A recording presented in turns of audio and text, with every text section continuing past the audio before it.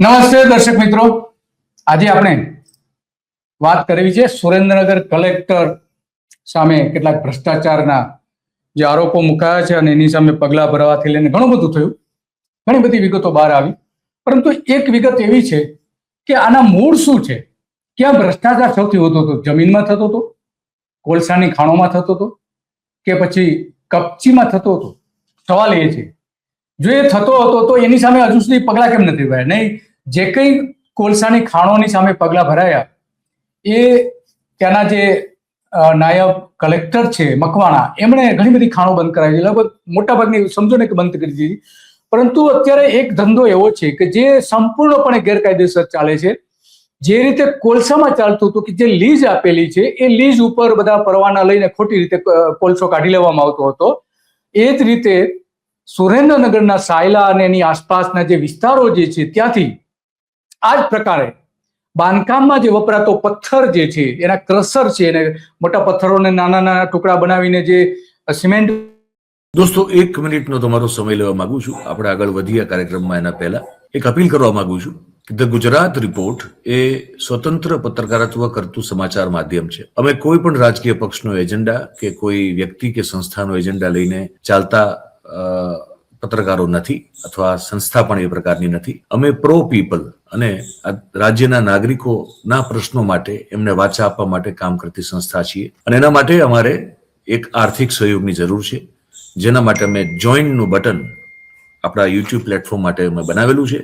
આપ સૌને એક વિનંતી છે કે અમારા આ સ્વતંત્ર પત્રકારત્વને આર્થિક સહયોગ આપવા માટે એ જોઈનનું બટન દબાવો અને અમને આર્થિક મદદ આપના તરફથી શક્ય હોય એટલી પહોંચાડવાનો પ્રયાસ કરશો તો અમને આનંદ થશે. Thank you very much. હવે આપણે આગળનો કાર્યક્રમ જે છે એ જોઈએ. કપચી કહેવામાં આવે છે, એનો ધંધો સૌથી મોટા પ્રમાણમાં ચાલી રહ્યો છે અને એ મોટા ભાગનો ગેરકાયદેસર છે. અને એમાં રોજનો લગભગ 20 કરોડ રૂપિયાનો ધંધો હોવાનો એની સાથે જે ધંધા સાથે અગાઉ જે જોડાયેલા હતા એટલા એમાંના કેટલાક લોકોનું એવું કેવું છે. તો ખરેખર તમારે જો ભ્રષ્ટાચાર સામે તપાસ કરવી હતી, સરકાર જો ખરેખર ભ્રષ્ટાચાર સામે તપાસ કરવા માંગતી હતી તો કલેક્ટર સામે તમે પગલા લીધા બરાબર, પણ કલેક્ટર ઓફિસ સુધી દર મહિને 1 કરોડ રૂપિયાનો જે હપ્તો જતો હતો અહીંથી કપચીમાંથી, એની સામે તમે કેમ પગલા ના ભર્યા? તો આ ધંધો કેવો છે એ બધી જ આપણે જાણવું છે, કારણ કે લગભગ 25 થી 30 જેવી જે કાયદેસરની લીઝ છે કપચી માટેની, એના ઓઠા હેઠળ બાકીના અનેક લોકો ગેરકાયદેસર ધંધો કરી રહ્યા છે, ખોદકામ કરી રહ્યા છે, ખાણમાંથી પથ્થરો કાઢીને એનું ક્રશરમાં જેને ભૈડિયા તરીકે ઓળખવામાં આવે છે એમાં લઈ જાય છે. અને 1 ટન કપચીનો ભાવ લગભગ 500 રૂપિયાની આસપાસ છે. તો એક ક્રશર જે છે એ લગભગ 2000 થી લઈને 2500 ટન સુધીનો પથ્થર તોડી શકે છે એટલી ક્ષમતાવાળા અહીંયા છે. 200 જેટલી કોરી છે એ પ્રકારની. અને આ આપણે જાણીએ છીએ કે રોજનો 20 કરોડ રૂપિયાનો ધંધો થતો હોય તો એમાંથી સ્વાભાવિક છે કે ભ્રષ્ટાચારમાં પણ એટલા જ મોટા પ્રમાણમાં પૈસા જઈ રહ્યા છે. છતાં પણ આ સરકાર, ભૂપેન્દ્ર પટેલની સરકાર કે એની પેલાની વિજય રૂપાણી, આનંદીબેન, નરેન્દ્ર મોદીની સરકારો અને એ પેલાની પણ સરકારો કેમ પગલા ન ભર્યા? સવાલ એ આવીને ઉભો રહે છે. એટલા માટે આ બધી જ આપણે વાત કરવી છે. અને ત્યાંના જે સ્થાનિક જે રાજકીય આગેવાન છે ઋત્વિક મકવાણા, એની પણ આપણે એક વાત સાંભળીશું. એમણે પણ હમણાં પત્રકાર પરિષદ ભરીને આ જ પ્રકારની એમણે ચિંતા વ્યક્ત કરી હતી કે જે ગેરકાયદેસર લીઝ ચાલે છે, સરકારે લીઝ આપી દેવી જોઈએ, કેમ નથી આપતી? સરકારને આવક થાય છે તો શું તમે આ સરકાર પોતે ગેરકાયદેસર ધંધાઓ ચલાવવા માંગે છે? શું ખંડણી વસૂલ કરવા માંગે છે? આ પ્રશ્નો પણ એને ઉભા કર્યા હતા. અને આ બધા જ પ્રશ્નો અંગે આપણે રામકુભાઈની સાથે વાત કરીશું. સુરેન્દ્રનગર ને આસપાસના બધા વિસ્તારો સામે ઘણા લાંબા સમયથી આવા જે ખાણ માફિયાઓ છે એની સામે લડી રહ્યા છે. અને એ આપણે બધી જ વિગતો કહેવાના છે કે ખરેખર કયા પ્રકારે આ કપચીનો ધંધો, કોલસા અંગેની તો રામકુભાઈએ બહુ બધી વિગતો, નાનામાં નાની વિગતો આપણી સાથે ચર્ચા કરી છે. અને એના આપણે 6 જેટલા કાર્યક્રમો પણ બનાવ્યા છે રામકુભાઈના. અને હવે આ કપચી કયા વિસ્તારમાંથી નીકળે છે, કેટલા ગામ છે, ત્યાં આસપાસના ગામને શું અસર થાય છે, અને કઈ રીતે એનો ધંધો ચાલી રહ્યો છે, કઈ રીતે ખોદવામાં આવે છે, એ બધી જ વાત આપણે રામકુભાઈ કરવાના છે. રામકુભાઈ, તમારું સ્વાગત છે ધ ગુજરાત રિપોર્ટમાં. જી નમસ્કાર. તો રામકુભાઈ, આ સુરેન્દ્રનગર જિલ્લો જે છે આપણે જાણીએ છીએ કે હવે ભ્રષ્ટાચારમાં વારંવાર નામ આવી રહ્યું છે. આની પહેલા પણ આપણે જાણીએ છીએ કે એરપોર્ટ જે નવું બન્યું એરપોર્ટ રાજકોટનું ઇન્ટરનેશનલ એરપોર્ટ એમાં પણ જમીન કૌભાંડો થયા હતા. ત્યાર પછી પણ બીજા કેટલાક જમીન કૌભાંડો થયા હતા અને હવે અત્યારના જે કલેક્ટર એની સામે પણ પગલા ભરાયા છે અને એની સામે ભ્રષ્ટાચારના કેસ પણ આ રીતે કરવામાં આવી રહ્યા છે. તો આ આટલા મોટા પ્રમાણમાં જે ભ્રષ્ટાચાર છે એની પાછળના કારણો જમીન કૌભાંડો બતાવી રહ્યા છે, પણ વાસ્તવમાં જ્યાં ખરેખર કૌભાંડ થઈ રહ્યા છે, કોલસામાં અત્યાર સુધી ચાલતું હતું, લિગ્નાઇટ કાઢવામાં, અને હવે આપણે જાણીએ છીએ કે કપચીમાં બેસુમાર રીતે ધંધો ચાલી રહ્યો છે અને રોજના હજારો ટ્રક આ રીતે કપચી ત્યાંથી કાઢવામાં આવી રહી છે. તો રમકુભાઈ, શું પરિસ્થિતિ છે આ કપચીના ધંધામાં? જી, સુરેન્દ્રનગર જિલ્લો આજથી 20 થી 25 વર્ષ પહેલા પછાત જિલ્લામાં, જેનું ગુજરાતમાં નામ આવે છે, એ પછાત જિલ્લામાં આવતું હતું. પણ કુદરતે જે ખનિજ સંપદાઓ સુરેન્દ્રનગર જિલ્લાને જે આપી છે એટલે ગુજરાતના એક પણ જિલ્લાને નથી આપી. કારણ કે અમારા જિલ્લામાં વિવિધ ખનિજ સંપદાઓ છે, જેમાં કાર્બોસેલ આવી જાય, સિલિકા આવી જાય, સિલિકા સ્ટોન આવી જાય, બ્લેક ટ્રેપ આવી જાય, અને સફેદ માટી અને ફાયર કલે. એટલે જે ખનિજ સંપદાઓમાં અમને કુદરતે 4 હાથ છૂટા મૂકી અને અમારી ધરતીને પેટાળમાં તમામ ખનિજ આપ્યું છે. એટલે સુરેન્દ્રનગર જિલ્લાને લેબલ લાગ્યું છે પછાતનું, પણ પછાત કેમ રાખવો એના માટેની આખી પ્રક્રિયા છેલ્લા 20 થી 25 વર્ષથી ચાલે છે.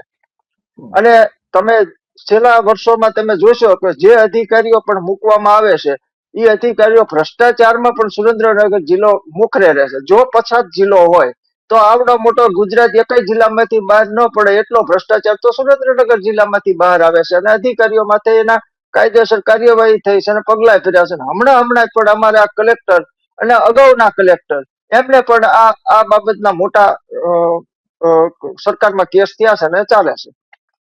ત્યારે એની મૂળ વાત ઉપર જઈએ તો ચોટીલા વિધાનસભા અને લીંબડી વિધાનસભા, આ 2 વિધાનસભા જ્યારે એની ખનિજ માફિયાઓથી ને સરકારને જીત થાય છે.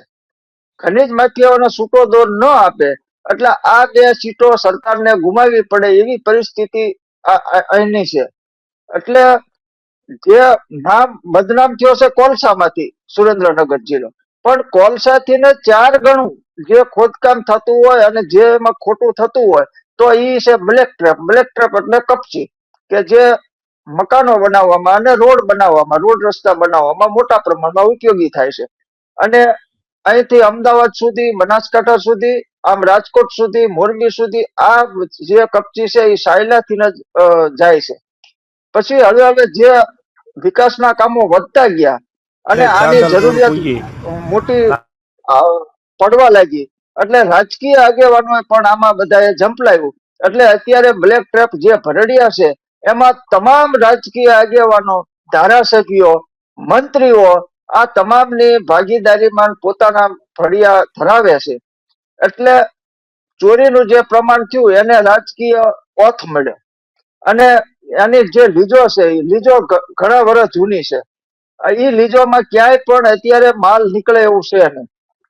ફક્ત આ 5 પરમિટ ઉપર જ લીજો હાલે છે, કે સરકારી ચોપડે લીજો બોલે છે, પણ ન્યાય તપાસ કરતા ક્યાંય પણ લીજમાં 1 ટન પણ પથ્થર નીકળે એવી પરિસ્થિતિ અત્યારે નથી. એમ છતાં જે સરકારી જમીનો છે, જે પ્રાઇવેટ જમીનો છે, એમાંથી ખોદકામ થઈ 5 પરમિટ જે લીજો અત્યારે બંધ પડી છે એ લીજોના ઉપયોગ કરી અને આ આખો ધંધો હાલે છે. જેમાં ઓછામાં ઓછી 5500 થી 7000 ટ્રક આમાં કામમાં લેવાય છે. અત્યારે 80 થી 100 ભરડિયા છે જે આ ક્રશર માટેના. એટલે આ સુરેન્દ્રનગર જિલ્લામાં હાલમાં મોટામાં મોટી જો ખનિજ ચોરી હોય તો ખનિજ ચોરી અત્યારે બ્લેક ટ્રેપમાં છે. અને બ્લેક ટ્રેપનું જે નેટવર્ક છે એ બહુ નેટવર્ક છે. અહીંથી ગાંધીનગર સુધી એના તાર જોડાયેલા છે. અને બધા તમામ મોટા માથાઓ, રાજકીય આગેવાનો, અધિકારીઓ, ખુદ પોલીસના અધિકારીઓ પણ આમાં ભાગીદારી છે. એટલે આ જે ચોરી છે એ ચોરી અટકતી નથી. જો અધિકારીઓને એક નેમ લે કે મારે આ બંધ કરાવવું છે, અમારે ચોટીલા પ્રાંત અધિકારીએ કોલસામાં એવું નેમ લીધી કે મારે કોઈ પણ સંજોગોમાં કોલસો બંધ કરાવવો છે, એટલે એમને જે પ્રયત્નો ચાલુ કર્યા, એમને કામગીરી ચાલુ કરી, અને કામગીરીથી અત્યારે હું એમ કહી શકું 98% કોલસાની ખાણો મકવાણાના જે કબજામાં આવે છે એમાં બંધ થઈ છે. પણ સાયલા તાલુકો અને લીંબડી તાલુકામાં જે આવે છે એમાં ક્યાંય પણ આ ખનીજ માફિયાઓને બે ફાર્મ છૂટ છે. કોઈ અધિકારી આના ઉપર પગલા લેતા નથી, ફક્ત ને ફક્ત દેખાવ પૂરતા કરે છે. અને એ દેખાવ પૂરતી જે કાર્યવાહી થાય છે, હમણાં 2 દિવસ પહેલા જ કાર્યવાહી કરવામાં આવી, એમાં 3 કરોડનો મુદ્દામાલ પકડ્યો. આને અગાઉ પણ 1 મહિના પહેલા કાર્યવાહી કરવામાં આવી, 4 કરોડનો મુદ્દામાલ પકડ્યો, 100 કરોડ રૂપિયાનો દંડ આપ્યો. આમાં 250 કરોડ સુધીનો દંડ સુધી આ કાર્યવાહી થયેલી છે. પણ કાર્યવાહી કોણ કરે છે કે પોલીસે પકડી હોય, પોલીસ ખાણ ખરીદને હોપી દે. પણ જે આના જે ચોટીલા પ્રાંત અધિકારી જે કાર્યવાહી કરે છે એ કાર્યવાહી કઈ થતી એ પ્રમાણે થતી નથી. હજી ગઈકાલનો જ હું તમને બનાવ કહું કે ચોટીલા સાયલાના ચોરવીરા ગામ કે અમારા જે મૂળી તાલુકાને જોડતા ગામ છે, ત્યાં જ કાર્બોસેલની ખાણમાં 2 મજૂરોના મોત થયા. પણ એ મોત થયા, એ મોતને કોઈ ઉજાગર પોલીસ કે અહીંયાના પ્રાંત અધિકારી કે મામલતદાર કોઈ પણ કરી શક્યા નહીં. તમામ એમને જાણવા મળ્યું કે ભાઈ આ ખાણો ચાલુ હતું, પણ કારણ કે ઈ જ જો ખાણો મૂળી તાલુકામાં હોત તો એને આ પ્રાંત અધિકારી તમામ મૂળ સુધી પહોંચત, પણ આ પહોંચી શક્યા નહીં અને આખો મામલો રફે દફે થઈ ગયો. એવી જ રીતે કપચીમાં પણ એ જ રીતે છે. કપચીમાં અત્યારે 2 ફાર્મ ખોદકામ ચાલુ છે, મોટા મોટા હિટાચી છે, અને આની જે અસરો થાય છે, કોલસામાં જે કરવામાં આવે છે બ્લાસ્ટ, એ અંદરના ભાગે કરવામાં આવે છે. અને આમાં જે બ્લાસ્ટ કરવામાં આવે એ બ્લેક ટ્રેપમાં એક હારે 100 ભડાકા જે વિસ્ફોટ કરવામાં આવે એના 100 ફૂટ ઊંડા બોર કરવામાં આવે. એ 100 ફૂટ ઊંડા બોરમાં પછી વિસ્ફોટક પદાર્થો ભરવામાં આવે અને પછી એનો વિસ્ફોટ કરવામાં આવે. એટલે એ જે વિસ્ફોટ થાય એ આખો તાલુકો ઢણઢણી ઉઠે એવડો મોટો વિસ્ફોટ થાય. એટલે નજીકના જે ગામો છે, એ નજીકના ગામોમાં મકાનોમાં હાલમાં પણ જોવા મળે છે કે મકાનોમાં મોટા તિરાડો પડીને મોટી અસર થાય. સામે ખેડૂતોને જે બોર કર્યા હોય એ બોર માંથી મોટરો કાંતે બહાર પણ ન નીકળે એટલી ધરતીને આખી ધરતીકંપ ગોળે હચમચાવી નાખવામાં આવે છે. આવી જે પરિસ્થિતિ થાય છે. અને ખનીજ માફિયાઓ અત્યારે રાજકીય પીઠબળના કારણે બહુ મોટા માથા થઈ ગયા છે. એટલે એમની સામે કોઈ નાના માણસો, સરપંચો, તાલુકા પંચાયતના સભ્યો, બીજા લોકો કોઈ અવાજ ઉઠાવી શકે તેમ નથી. કારણ કે એમને પણ રાજકીય વોટના કારણે એમને એન કેન પ્રમાણે દબાવી દેવામાં આવે છે. જો રાજકીય વોટના પ્રમાણે ન દબાવી શકાય તો ઉપયોગ કરવામાં આવે છે મામલતદાર અને પોલીસનો. એટલે કોઈ પણ નાના એવા ગુનામાં મોટી રીતે એને સંડોવી દેવામાં આવે છે. એટલે કોઈ આ બ્લેક ટ્રેપ બાબતમાં એક પણ વ્યક્તિ બોલવા તૈયાર થતો નથી કે ફરિયાદ કરવા પણ તૈયાર થતો નથી. જો એથી પણ ન દબાય તો અહીંયા ફાયરિંગ સુધીના કેસો પણ થયા છે કે આને અવાજ ઉઠાવ્યો હોય એની ઉપર ફાયરિંગ પણ ઘરે જઈને કર્યા હોય અને એ લોકોના હાથ પગ તોડી નાખ્યા હોય. આવા બનાવો પણ અનેક બન્યા છે. ત્યારે આ જે કપચીનો ધંધો છે એ મોટા પ્રમાણમાં છે અને મોટા પ્રમાણમાં અધિકારીઓને પણ મોટા પ્રમાણમાં મળે છે. બીજી બાજુ જે જોઈએ તો જે લીજ ધારકો છે એ લીજ ધારકોની લીજો તમામ પૂરી થઈ ગઈ છે. નવી લીજોમાં વેઇટિંગમાં બેઠા છે. પણ આ અધિકારીઓ જો નવી લીજો આપે તો એમના ખિસ્સામાં કાંઈ ન આવે. એટલે એના માટે નવી લીજો પણ ફાળવવામાં આવતી નથી. અને નવી લીજો ફાળવવામાં આવતી નથી એટલે આ જે ખનીજ માફિયાઓ છે એ ચોરી કરે તો જ અમને ગાંધીનગર સુધી રૂપિયા મળે. એટલે આ લીજો ન ફાળવવાનું કારણે પણ મારા મત મુજબ એવું લાગે છે કે આમને કોઈ પણ સંજોગોમાં ખોટી રીતે જ આ ખનીજ માફિયા ખોદકામ કરે એમાં સરકારને, અધિકારીઓને તમામને રસ છે. અને જ્યારે સરકારને ચૂંટણી આવે ત્યારે મોટું ફંડ પણ આ જ ખનીજ માફિયાઓ આપી રહ્યા છે. એટલે સરકારની દાનત લીજો આપવી એવી નથી. અને અત્યારે જે ખોદાય છે તમામ સરકારી જમીન, ગૌચર જમીન, વન વિભાગની જમીન અને તમામમાં ખાણો ચાલે છે. અને આની રજૂઆતો પણ થઈ છે, પણ અત્યાર સુધી કોઈ પણ બાબતમાં પગલા ભરવામાં આવેલ નથી. એક પરફેક્ટ ઘરનું સપનું એને સાકાર કરશે કોણ? Shrinathji group of companies. 10 વર્ષ પહેલા દક્ષેશ સ્ટાર્ટેડ હિઝ જર્ની એક સિમ્પલ ડ્રીમથી, બધાનું ડ્રીમ હોમ બનાવવાનું સપનું, એ પણ અફોર્ડેબલ પ્રાઇસમાં. 2015 થી હજારો ફેમિલીઝનું સપનું પૂરું કર્યું છે, તો તમે કેમ પાછળ રહી જાઓ? આજે જ મુલાકાત લો શ્રીનાથજી સામ્રાજ્ય અને સ્વસ્તિક પાર્કની અને તમારા સપનાને એડ્રેસ આપો. નથી. હા, વાત તો તમારી સાચી છે કે પગલા એટલા માટે જ નથી ભરાતા, કારણ કે આટલા મોટા પ્રમાણમાં જયારે ધંધો ચાલતો હોય ત્યારે સ્વાભાવિક છે કે આ પ્રમાણે ત્યાં મોટા પ્રમાણમાં હપ્તાઓ જતા હોય તો જ આ શક્ય બને, બાકી તો કઈ રીતે શક્ય બને? કારણ કે આપણે જાણીએ છીએ કે લગભગ 1000 એકર જેટલા વિસ્તારોમાં આ બધું જ ખોદી કાઢવામાં આવ્યું છે. સાયલા ગામ જે છે, ખાસ કરીને સાયલા સુદામણા જે ગામ કહેવામાં આવે છે, એ આખો માર્ગ છે એના ઉપર આ બધી જ ટ્રકો, જે રામકોભાઈએ કહ્યું કે 3000 થી લઈને 5000 જેટલી ટ્રકો આના ઉપરથી રોજ નીકળે છે અને એના કારણે લોકો, રોડ રસ્તા તો ખરાબ થાય જ છે પણ એની સાથે પ્રદૂષણ પણ થાય છે. સુદામણાથી સાયલા સુધીનો જે લગભગ એવું કહેવાય છે કે 100 થી 200 જેટલી કોરી છે, એમાં 25 કાર તમે કાયદેસર ગણો તો પણ આટલા મોટા પ્રમાણમાં ત્યાં ચાલી છે અને એક કોરીમાં 2000 થી 2500 ટન નું ઉત્પાદન થાય છે આ રીતની. તો આ જે છે અને એના કારણે ત્યાં એક માફિયા રાજ ઉભું થયું હોય એવું લાગી રહ્યું છે, કારણ કે ત્યાંના ઘણા બધા લોકો પાસે અત્યંત આધુનિક ગાડી, કાર પણ એમના ઘરે જોવા મળે છે. તો જો પછાત વિસ્તારમાં આ ગાડી આવે છે ક્યાંથી? એમની પાસે આટલા મોંઘી કારો, એમની કાર આવે છે એમની પાસે ક્યાંથી? અનેક લોકો પાસે આ પ્રકારની કાર આપણે જોવા મળે છે. તો આ રામકોભાઈ જે કહી રહ્યા છે એ અત્યંત ગંભીર છે, અને ગંભીર એટલા માટે છે કે એ એક કોરી જે ચાલતી હોય તો એમાં કાચો માલથી લઈને એમાં જે નીકળતું હોય એને લઈ જવા માટે, લાવવા માટે એક ટ્રક દીઠ 500 રૂપિયા ચૂકવવામાં આવે છે. એમાં એક ટન દીઠ, એક ટન જે હોય તો એમાં 500 રૂપિયા ચૂકવવામાં આવે છે. બીજું, ત્યાં રામકોભાઈ એવી એક વાત આવે છે કે ત્યાં આને વજન કરવા માટે જે વેબ બ્રિજ હોવા જોઈએ એ પણ નથી. ત્યાં એના માટે ખરેખર પેલું જે એક તો પ્રદૂષણ ન ફેલાય, માટી ન ઉડે એટલા માટેના ફુવારાઓ રાખવા પડતા હોય તો એ હોવું જોઈએ. પછી ઓનલાઈન પાસ જે કઢાવવા છે, રોયલ્ટી પાસ જે કઢાવવા પડે છે, તો એ રોયલ્ટી પાસ માટેની પણ ઓનલાઈન કોઈ ત્યાં વ્યવસ્થા નથી. આવી બધી બાબતો છે. તો શું છે ખરેખર એમાં, રામકોભાઈ? જી, હવે મારી બાબત એ જ છે કે જે અત્યારે લીજ છે એ લીજમાં ક્યાંય પથ્થર જ નથી. એ લીજ જો છે એ લીજો બંધ જ છે. જે અત્યારે ખોદકામ થાય લીજના ખાલી 5 પરમિટ વેચે. લીજમાં કુલ 52 નિયમો આવે છે ફોલો કરવાના.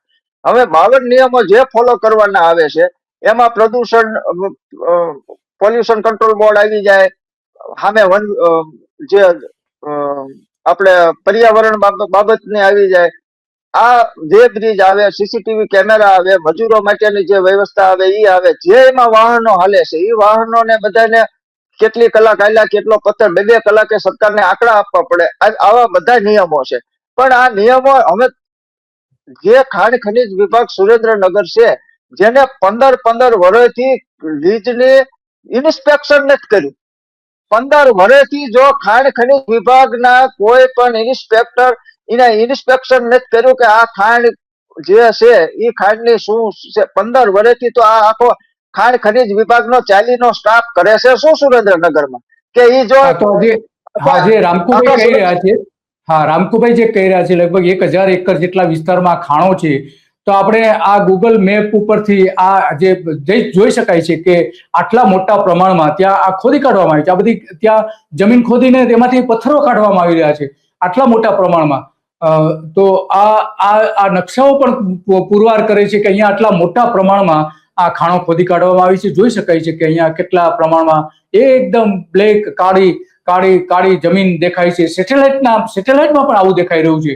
તો આ અત્યંત બહુ ગંભીર બાબત છે રામકુભાઈ, કે આટલા મોટા પ્રમાણમાં ખોદી કાઢે છે અને તમે કહી રહ્યા છો કે ત્યાં જે અધિકારીઓ કોઈ ઇન્સ્પેક્શન કરતા નથી, કે ત્યાં જતા ગભરાય છે, કે પછી ભ્રષ્ટાચાર કારણરૂપ છે? ભ્રષ્ટાચાર થાય તો જ અધિકારીઓના ખિસ્સામાં રૂપિયા આવે. એટલે અધિકારીઓ જો 15 વર્ષ સુધી જે ખાણ લીજોનું ઇન્સ્પેક્શન ન થતું હોય, કોલસામાં તો 20 વર્ષથી ઇન્સ્પેક્શન નથી થયું, કે તો નિયમોનો ફોલો કરે છે નથી કરતા કોઈ નહીં. બાકી પોલ્યુશન કંટ્રોલ બોર્ડ જે આમાં મોટા પાયે ક્રશરમાં પોલ્યુશન કંટ્રોલ બોર્ડ આવે, એ સિવાયના વિસ્ફોટક, મોટા પડદા વિસ્ફોટક ની આખી ગાડી ભરીને લાવવી પડે. ટન ઉપર વિસ્ફોટક, એક ઓલા વિસ્ફોટ કરવાનો થાય એટલે ટન ઉપર વિસ્ફોટ વપરાય. પણ એ વિસ્ફોટ ને ક્યાંથી આવે છે, શું આવે છે?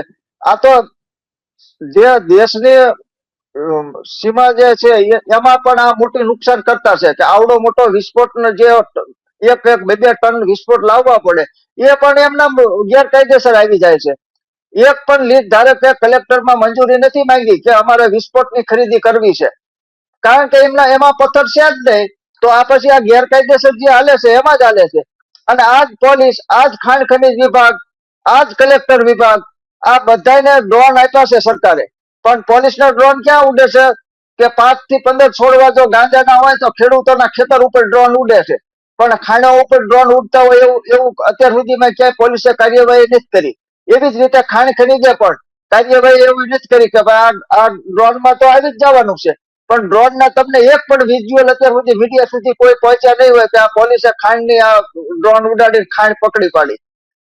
હા, પકડી પાડશે, પણ કોણ? ગાંજા. ખેડૂતના ખેતરમાંથી 15 થી 20 ગાંજાના છોડ ડ્રોન ઉડાડીને પોલીસે પકડી પાડ્યા. પણ એ પોલીસે પકડી પાડ્યા, પણ આ મોટી ખાણો જે છે અહીંયા 100 ફૂટ થી 125 ફૂટ ઊંડી ખાણો થાય છે. આવડી મોટી ખાણો ખોદાઈ જાય અને આ જો સરકાર, ખાણ ખનીજ વિભાગને ખબર ન હોય, પોલીસ વિભાગને ખબર ન હોય, મહેસૂલ વિભાગને ખબર ન હોય, એવું તો બની ન શકે.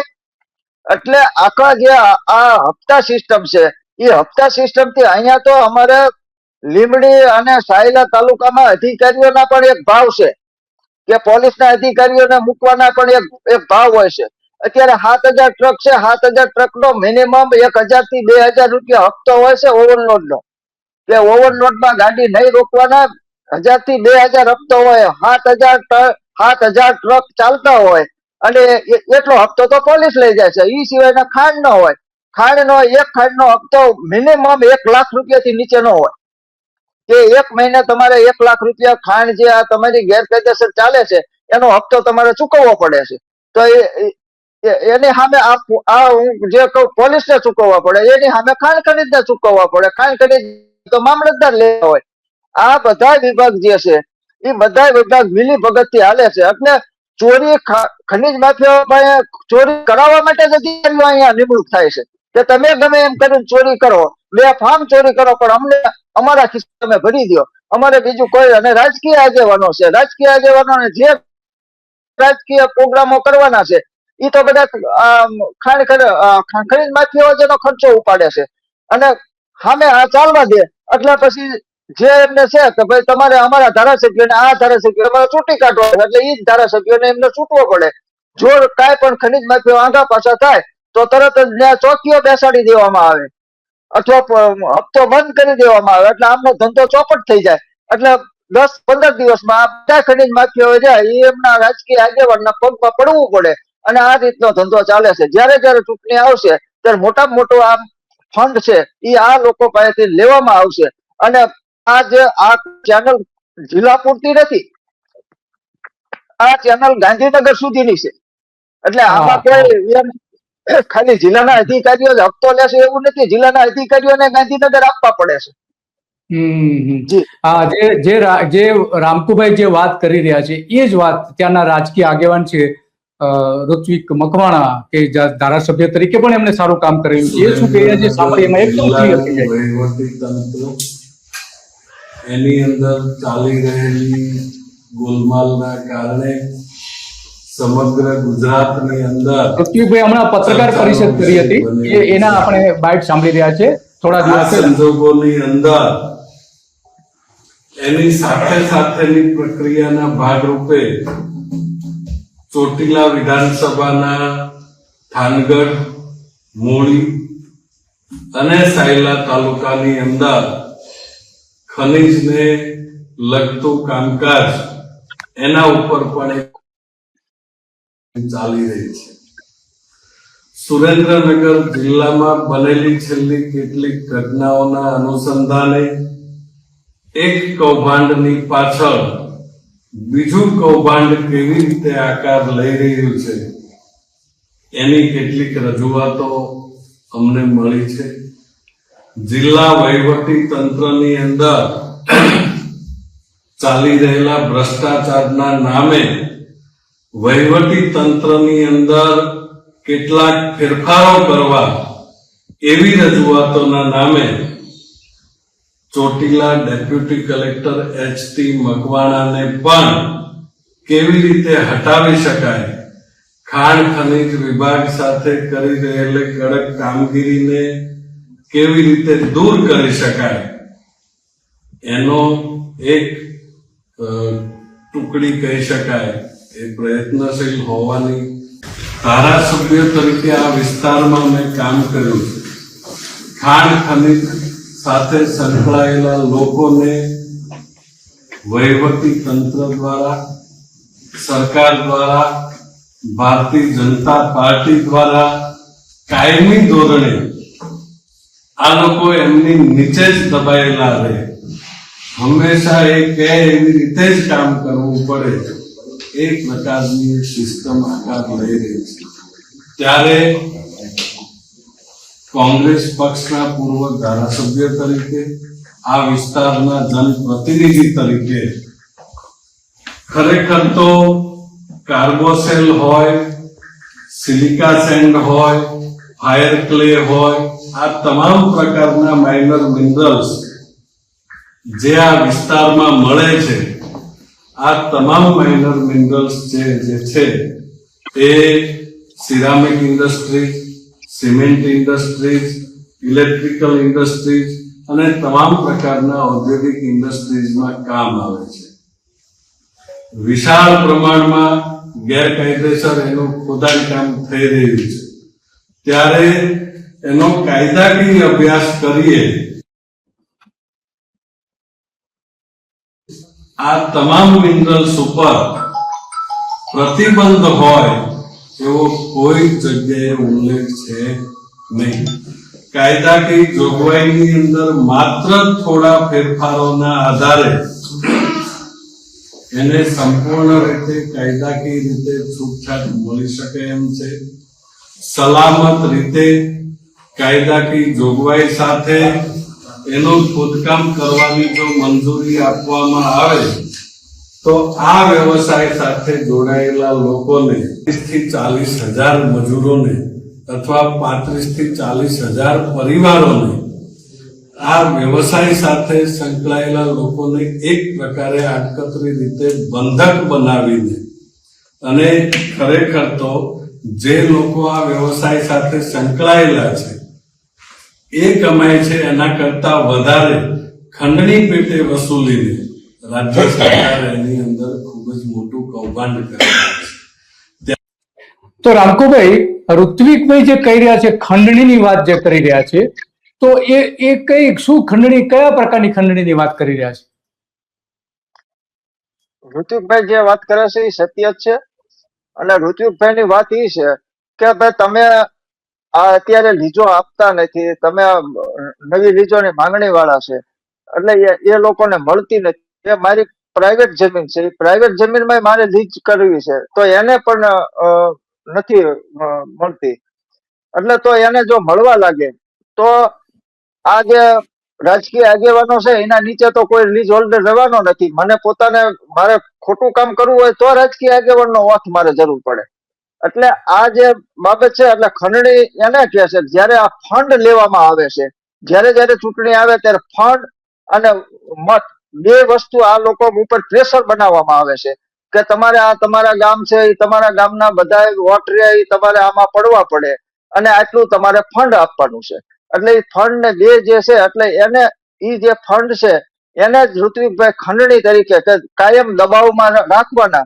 આ છેલ્લા 20 વર્ષથી દબાવમાં છે, એ દબાવમાં કાયમ રાખવાના. એટલે એમનું ચાલુ રાખે. જયારે ચૂંટણી આવે ત્યારે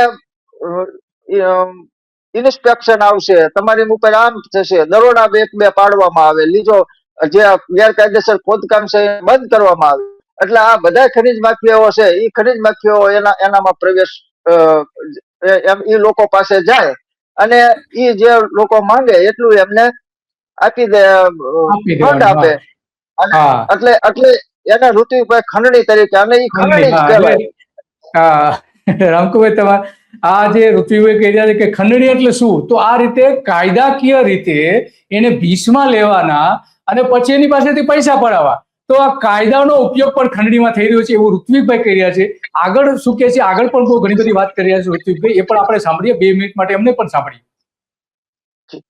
ત્યારે ખરેખર તો જો આ બંધ કરી દેવા માંગતી હોય સરકાર, તો ફાયર ક્લેનો સૌથી વધારે ઉપયોગ ક્યાં થાય છે? સિરામિક ઇન્ડસ્ટ્રીઝમાં. મોરબીની અંદર સિરામિક ઇન્ડસ્ટ્રીઝને તમે છૂટ આપો છો, પણ રો મટીરિયલ કાઢનારાને તમે ભૂમાફિયા ગણો છો. ખરેખર તો તમારે આનો ઉપયોગ બંધ કરવો હોય તો મોરબીની ઇન્ડસ્ટ્રીઝ બંધ કરી દેવી જોઈએ. ભરતી નથી તો અમારી વાત જે છે એ મુખ્યમંત્રી સમક્ષ કઈ જોગવાઈ હેઠળ રોજગારી આપી શકાય એવું છે, તો એ પ્રમાણે અમે સરકારને રજૂઆત કરીએ છીએ કે તમારા કેટલાક માણસો દ્વારા ઇલીગલ ખંડણી ઉઘરાવવાની પ્રક્રિયાઓ બંધ થવી જોઈએ અને એના બદલે એ લોકોને કાયદાકીય જોગવાઈ મુજબ લીઝ માટેની મંજૂરીઓ મળવી જોઈએ. એ પ્રકારની, હા, એટલે એમની વાત સાચી છે કે ભાઈ કાયદા પ્રમાણે તમે કરો તો સરકારને પણ આવક છે અને આ લોકોએ ખોટું પણ ન કરવું પડે જો લીઝ આપી દેતો. એટલે તમે જે શરૂઆતમાં મુદ્દો ઉભો કર્યો તો એ જ ઋત્વિકભાઈ પણ એ જ કહી રહ્યા છે અને ઋત્વિકભાઈ વારંવાર આ પ્રશ્ન ઉભો કરતા આવ્યા છે. બીજું કઈ ખાસ છે રામકુભાઈ તમારે કહેવા જેવું? અચ્છા, એક પ્રશ્ન એ છે રામકુભાઈ કે ત્યાંથી જે ટ્રકો પસાર થાય છે, 10 કિલોમીટરનો જે વિસ્તાર છે સાયલાથી સુદામણાનો, તો એમાં એના કારણે જે ધૂળ ઉડે છે એની આસપાસના 3-4 કિલોમીટર બંને રસ્તાની બંને બાજુ એમાં ખેડૂતોનો પાક નથી થતો. ખેડૂતોનો પાક નથી થતો. જે પોલ્યુશન એ વિભાગ છે એ પોલ્યુશન કંટ્રોલ બોર્ડ હેઠળ આવે છે. જે ક્રશર ભરડિયા ચાલે છે એ પોલ્યુશન કંટ્રોલ બોર્ડ જ હપ્તો લઈને રહ્યું જાય છે. તો આ જે એનો ડસ્ટ છે એ ડસ્ટ ખેતરોમાં ઉડે છે. ખેતરોમાં ઉડે એટલે ખેડૂતને કોઈ પણ સંજોગોમાં જે ખનીજ માફિયાઓ માંગે એ ભાવે એ જમીન એને વેચવી જ પડે. એક પણ પાક એમાં થાય નહીં એટલો ડસ્ટ ઉડે. તમે ગમે ત્યારે સાયલાથી સુદામડા પાળિયાદ રોડ ઉપર જશો એટલે તમને જોવા મળશે કે ખેડૂતોને એ જમીન વેચવાનો જ વારો આવે કે જમીન એને કોઈ પણ સંજોગોમાં વેચવી પડે. એક પણ પાક એમાં થાય નહીં. એટલે આ જે છે અને નિયમનો ફોલો ક્રશરમાં નથી અને ખાણમાં પણ નથી. એક પણ નિયમનો ફોલો થતો નથી. એટલે એ બધું અધિકારીઓ ચાલે છે અને તમામ અધિકારીઓને મોટા મોટા હપ્તા છે અને હપ્તા લઈ ખાલી આવે છે હપ્તા લે. મેં તમને કીધું 15 વર્ષથી ઇન્સ્પેક્શન નથી થયું એક લીઝોનો. તો ઇન્સ્પેક્શન ન થયું તો એની સામે સરકાર નથી ઉપલો નથી કે ભાઈ આ ખાણ ખનીજ વિભાગના ઉપલા અધિકારીઓ તો જોતા હોય છે કે તમે 15 વર્ષથી જો ઇન્સ્પેક્શન ન કરી શકતા હો તો આ 40-50 નો સ્ટાફ આ સુરેન્દ્રનગર રાખીને કરવાનો છે શું? આમાં રામકુભાઈ ખરેખર તો છે ને ત્યાંના ખનીજ અધિકારી જે વાઢેરે ખરેખર પગલા ભરવા જોઈએ, કેમ પગલા નથી ભરતા એ મોટો એક સવાલ છે.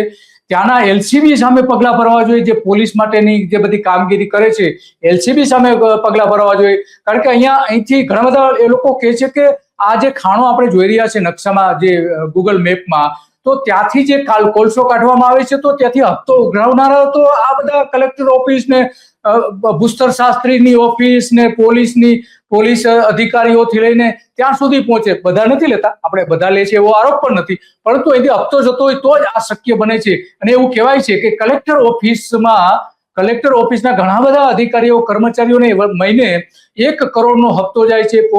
પોલીસની આસપાસના જે લોકો જેટલા જોડાયેલા છે એને પણ દર મહિને 1 કરોડ રૂપિયાનો હપ્તો જાય છે અને રાજકીય નેતાઓને એમાંથી ભાગ આપવામાં આવે છે. અને અહીંથી પણ આ જે કોરી છે ત્યાં આપવામાં આવે છે. તો રાજેન્દ્ર પટેલ સામે તમે પગલા ભર્યા છો તો આ ખરેખર તો મોટો ભ્રષ્ટાચાર, રોજનો 2, 3, 4, 5 કરોડ રૂપિયાનો ભ્રષ્ટાચાર અને 20 કરોડ રૂપિયાનો તો માલ કાઢવામાં આવી રહ્યો છે. ત્યાં કેમ પગલા નથી ભરવામાં? સવાલ એ છે. અને એટલા માટે આ માલ જાય છે ક્યાં? સવાલ એ આવીને ઉભો રહે છે. આમાંથી મોટા ભાગનો જે માલ જે જાય છે, અહીંયા જે કપચી નીકળે છે એ અમદાવાદ શહેર, આખું જે અમદાવાદ શહેર બની રહ્યું છે તો અમદાવાદ શહેરમાં આ કપચી એના બિલ્ડિંગો બનાવવા માટે વપરાય છે. એના જે રોડ બને છે અમદાવાદ શહેરના આખા જેટલા રોડ, કારણ કે અમદાવાદની નજીકમાંથી જો સારામાં સારો કોઈ પથ્થર એ ગ્રેડ ક્વોલિટીનો જો પથ્થર નીકળતો હોય, કાળો પથ્થર જેને આપણે કપચી કહીએ, તો એ અહીંથી સાયલામાંથી નીકળે છે. અને એ અમદાવાદના રસ્તા બનાવવા, અમદાવાદના પુલ બનાવવા, અમદાવાદના મકાનો બનાવવામાં વપરાઈ રહ્યો છે. અને એ ભ્રષ્ટાચારનો પથ્થર વપરાઈ રહ્યો છે. એટલે એટલા માટે આ અત્યંત ગંભીર બાબત છે. તો રામકુભાઈ, તમે ખરેખર ઘણી બધી વિગતો આપી અને હિંમતપૂર્વક તમે વાત કરી, તો તમારો ખૂબ ખૂબ આભાર. જી. તો આ હતા રામકુભાઈ, અને આ બધી જ બાબતો એમણે એકદમ ખુલ્લા મને કહી કે ખરેખર શું ચાલી રહ્યું છે અને કેટલા મોટા પ્રમાણમાં ત્યાં ભ્રષ્ટાચાર ચાલી રહ્યો છે. એ રામકુભાઈએ કહ્યું કે રોજનો એક તમારે ત્યાં ખાણ ચલાવી હોય તો 1 લાખ રૂપિયાનો હપ્તો, તો સ્વાભાવિક છે કે 200 ની આસપાસ તો આ રીતનું ચાલી રહી છે. તો આ બધી જ બાબતો છે અને આપણે આવી જ બાબતો ઉપર આપણે ચર્ચા કરતા રહીશું રોજ સાંજે 4 વાગે, અને એમાં જ્યાં ખોટું થતું હશે એ બતાવવાનો આપણે પણ પ્રયત્ન કરીશું. બસ આજે આટલું જ. નમસ્તે.